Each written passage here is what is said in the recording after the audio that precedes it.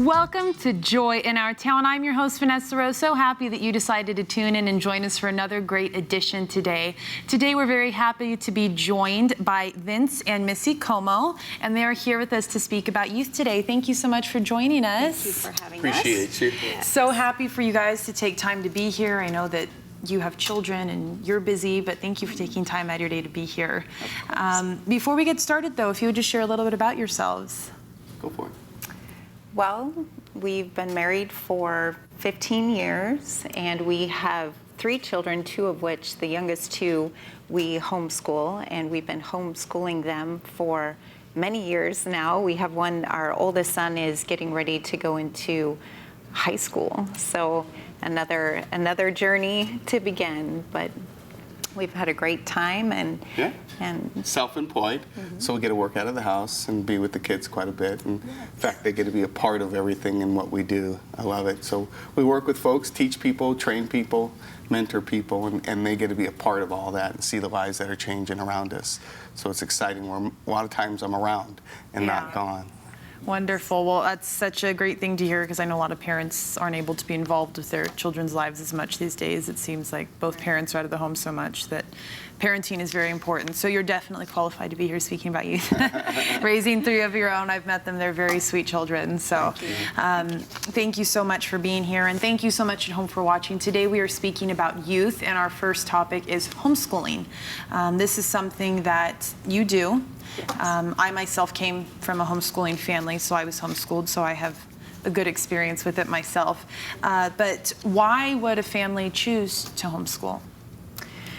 Well, I would say, aside from the obvious reasons of you get a better quality education, you get that one-on-one instruction time, the parents get to be the main influence into the child's life, and you get to spend time with your kids. My goodness, life goes so fast, and so that is precious in itself. But I would say that the main reason why somebody would choose to homeschool today is because you actually get to choose what your kids are going to learn.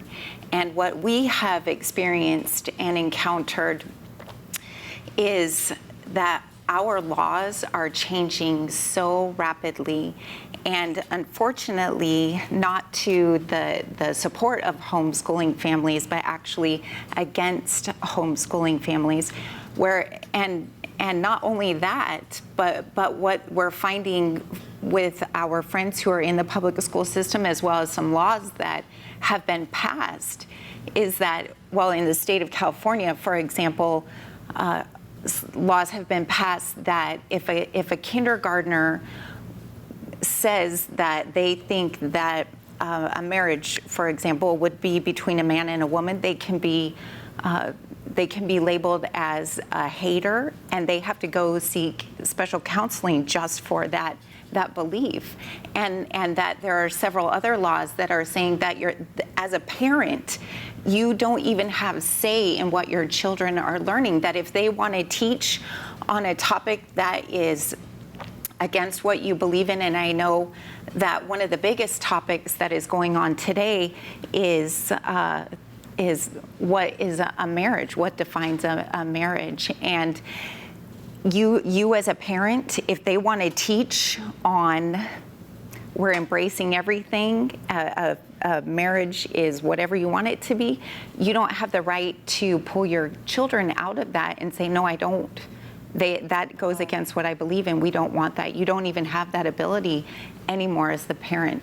That almost borderlines indoctrination then, because it's basically saying that the state has more authority than you as a parent. Absolutely. So that would be very, very frustrating, I would think. Yes. I can't fathom. I would probably be very angry. I know that I went to a public school for the first 5 years, public and private, and I remember my mom was down at the school a lot, and that was quite a few years ago. Yes. So I can imagine that it's much more involved now than it should be.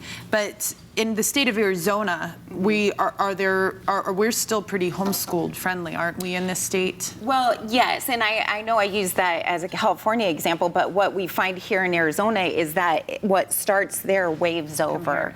So we in Arizona, we're actually very fortunate that we have the Homeschool Legal Defense Association and the American Families for Home Education, and those are watchdogs. They are very proactive against protecting our homeschool rights here in Arizona, so that that wave doesn't come over and that we find ourselves in the same area. But I would encourage parents to not just say, oh, that happens over in California, that'll never happen here in Arizona. I think that is a very dangerous line to walk. And so we need to be looking around and seeing what is happening in our own country. Yes, it's outside of our state, but the momentum will gather and grow if we don't stand up and stop it. So for a long time, people said it took a community to raise a child, and it seems as though that's starting to happen. Absolutely. They're not allowing the family unit to do their job. What if there's parents out there that for some reason they can't homeschool, they have a job, they don't have the time to do so? What would be your advice to them? Well, for me, I would begin by covering my kids in prayer and really arming them and really educating what there is as far as the world's views and your family's views, whatever they may be, and at the same time being involved with everything. You know, it's one parent can make a difference. One parent getting involved, one parent going to the meeting. For us to be more involved, no matter whom you are and what your background is, we really need to take a stance on what they're being educated and being that voice and being that difference. And setting aside times, specific times to be a part of what they're learning, what they're doing, and really knowing what's going on in their lives. Pick a time each night to share with each other and what the experiences that they're having, some of the difficulties, being picked on by other kids, or perhaps a teacher that might be bringing in an agenda that might not be correct, and you need to make sure they're matching your family's values with what's being taught. If your children were in public school, would you encourage them to ever stand up and oppose something that was said that was false in a school? Or how would you address that as a parent? If there are parents who have very strong beliefs and can't homeschool their children and they are in public schools, and teachers are going to say things, I've been through the public school system, that you don't agree with, and you know in your heart from your family that that's not at all what you believe in, what would you suggest parents tell their children? Me personally, we do tell them to stand up, but they stand up with respect and grace and honor that. Always honor authority. That's the first thing that they need to do. But at the same time, they need to voice, these are my values, these are what I believe, and this is what I stand for. And that simply just does not sound right to me. And I just think we're losing that. We're becoming more intolerant to all things. And I think that's the tragedy and really the shift that we're seeing is, yes, freedoms are being stolen, and yet there's another agenda that's being brought in at the same time to create a culture that simply is, I believe, we're talking about this is dependent on our government, dependent on a program, dependent on things that we weren't meant to. We need to be the leaders that we're called to be.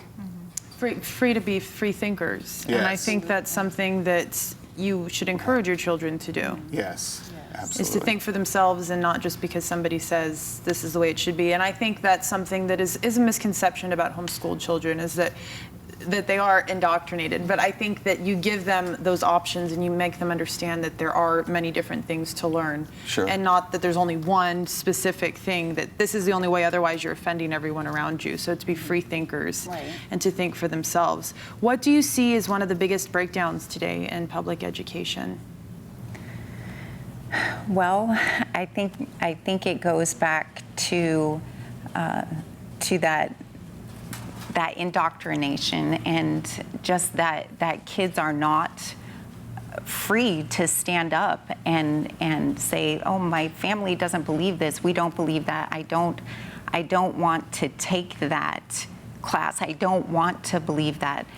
And just how the public school that they are taking, and I hate to really say this, but it's almost as if they're pairing the parent against this student or the family against this student and saying, this is the way we do it here, and that's okay. don't worry about your family. And I think they're separating, and there's a great divide that is happening because of what is being taught in the public school system. And if a family did want to homeschool, or they considered it, what's the easiest way for them to maybe try to move forward with it or find out about it? There is so much help and support out there, and I have a degree in elementary education, so I could step into any school in Arizona, kindergarten through 8th grade, and step in and be the teacher. But I have several friends who don't have that, but who are far better teachers than I am, because they know the individual need of their student. They know what their child needs, and there is so much support out there. In fact, I even know of a mother that is a full-time nurse, and she homeschools her 2 children. Now, she has support from her mother and family members. But just because you may feel like you don't have that option, there are options out there. So, and you don't have to have a degree. You don't have to be a pro at it. There is curriculum that is tried, true, and tested and true, and it gives you everything that you need, and it is very, very successful. And a big misconception, that I heard so many times, and I still hear people say, because they don't know I was homeschooled, is that homeschooled kids have social stigmas and issues and don't know how to associate with people. How do you help your children overcome that? Well, I don't know. We've never had that problem. Well, you've never had that problem, but it's not true. Yeah, so but it isn't. And all the other Yes. homeschool kids that we're around aren't. And there's so many. There's homeschool programs. There's where they're co-ops, and they're sharing and teaching and doing things together. So there's so many ways of getting them involved with other kids. And they're learning how to be entrepreneurs, critical thinkers. They're learning that anti-capitalism is not the way this country is supposed to be. They're learning true values, not to be dependent in an entitlement nation. Yeah. This is the movement that's coming, and I believe there's a group of generation that are simply saying what's mine, and they're just not wanting to work and do the things that are necessary, and we really need to work with our youth. This is a critical time. Yes. You're absolutely right, and I think that I know that the information at the bottom of the screen to contact you guys has been up there, and I'm sure if people have questions they can contact you, and you'd be willing to help them. And it's very interesting to hear that someone who did come from the public education system ended up homeschooling. Yes. And I know that's happened with a few people that have come back and said, hold on just a second, I don't like what's being taught here. And parents can make a change, and they can make a difference. And school choice is out there, but then this goes even a step further to taking it and raising them in your family values. So thank you so much for joining with us for this first segment. Thank you at home for watching. Please don't go anywhere. We'll be right back after this short break.